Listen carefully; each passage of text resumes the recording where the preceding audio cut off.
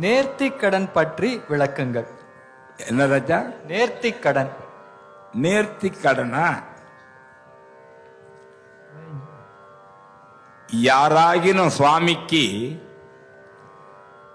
நேர்த்தியாக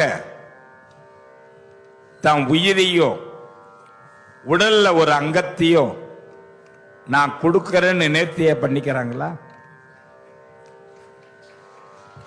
மொட்டை அடிச்சுக்கிறேன், ஏன்னா அது மறுபடியும் முளைக்கும். அழகு குத்திக்கிறேன், சீக்கிரம் ஆறிடும். வேல் குத்திக்கிறேன், சீக்கிரம் சரியா போயிடும். தீ மிதிக்கிறேன், வெந்த பெண்ணு பூ பண்ணு போட்டு சரி பண்ணிப்பாங்க.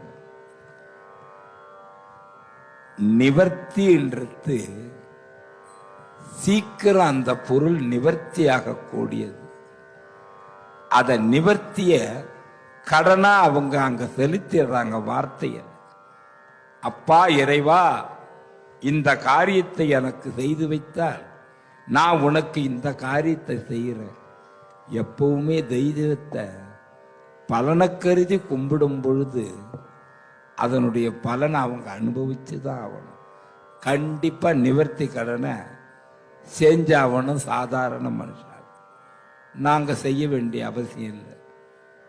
எங்க அப்பா வேண்டிக்கிட்டாரு,